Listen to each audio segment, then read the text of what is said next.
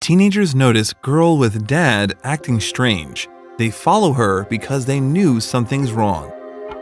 It was just another night at the impromptu skate park. 4 teenagers practiced their tricks in an underground parking garage, having a great time. It was getting late though, and the 4 Canadian boys would soon need to be heading home. However, as they emerged from the underground parking lot, they were stopped by a suspicious sight outside. A clearly upset young girl and 2 much older men were making their way over the grass towards the parking garage.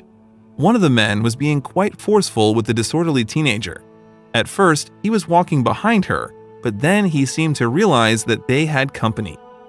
That alone wasn't quite enough to arouse suspicion until they noticed something else about the girl. According to one of the skateboarders, she was screaming and yelling, Carson Wright said.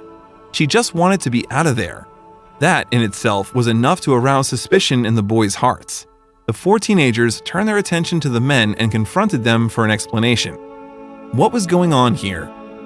The larger of the 2 men explained to the concerned boys that he was her father.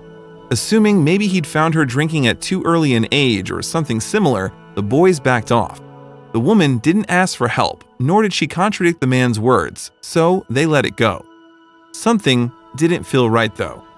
It was getting late in Calgary and the boys would need to head home. Packing up their skateboards and reservations, they started heading back. It was easier to believe the man. After all, the girl hadn't disagreed with him.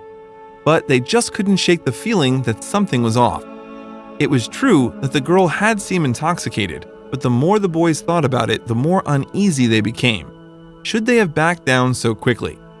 The man who had claimed to be her father had seemed extremely confident, arrogant even.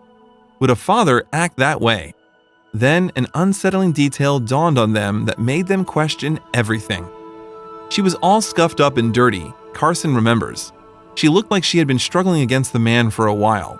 Then, as if putting an end to the conversation, the man had hoisted her up over his shoulder like a bag of potatoes, but she was still trying to resist. Every instinct in the boys screamed at them to go back. They'd never forgive themselves if they didn't.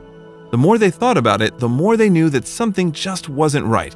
Were they sure the 3 knew each other? And what were they doing waiting outside the parking lot at that hour?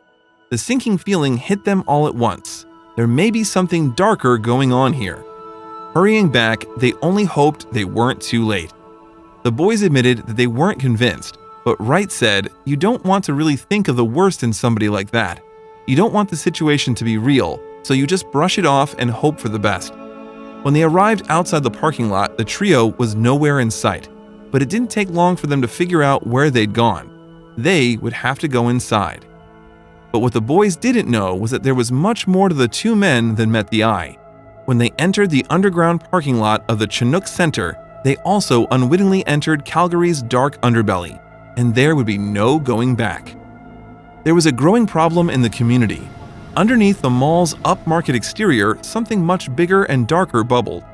Officer Arthur L. Donor had been investigating a spike in criminal activity in southwest Calgary, but various stings and searches had proved fruitless. The rival gangs' dealings in the area had reached terrifying proportions, and just like a mythical beast, he'd taken down 1 member only to have 2 more arrive, seemingly from nowhere. He had no clue that 4 skateboarders were about to take on the Hydra by themselves. The boys walked slowly into the darkness beneath the Chinook Center. They already knew that there was no security guards posted today. They had scoped the lot gleefully before they had taken up their skateboards that very afternoon. The underground lot was the perfect place to get up to mischief. Unfortunately, the men had known this too. The CCTV footage of the men shows them pacing up and down among the parking spaces, searching for something. The girl is with them as they look for the most out-of-the-way corner, and then they spot exactly what they're looking for. They open the door to the stairwell and escort the girl inside, and all 3 disappear as it closes behind them. The boys quietly crept into the underground lot. It was eerily empty on this particular day. Their first instincts were to look behind what few cars were parked, but they couldn't see the trio anywhere. After a few minutes, they made their way to the stairwell and all 4 prayed they wouldn't be there. It was all getting a little too real for comfort. Arnaud stood still with his hand on the door handle as he gave the others a look that told them to be ready. In one swift movement, he swiped it down and flung the door open. But what the boys found inside the stairwell left them reeling. They could have never prepared for this. The boys had searched inside the underground parking lot, peering in between the rows of cars as they walked. With so many shadows to hide in, they could be anywhere. But it was only when they searched the stairwell that they found them. The scene they walked into was even worse than they could have ever imagined. The boys rounded the corner and were startled by what they had found. They could just make out the shape of the men in the darkness. Their instincts told them to run, but in an instant, they all resolved to take action. They couldn't just leave the girl to her fate. They had to do something. The 4 boys were disgusted and frozen by what the men were doing to her. Arnaud Nemenya, one of the boys, admitted that he didn't know what to do. It didn't take the 4 long to snap out of it, however, and they tried to separate the men from the girl. The men, of course, were furious, but the boys had no idea just who they were tangling with. The taller man, thwarted, tried to leave the situation altogether and wash his hands of it.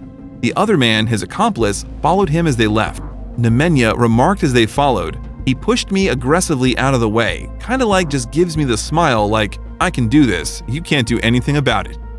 They couldn't stand by and let them get away with it. As the men tried to walk out, they turned to see 3 of the boys chasing him.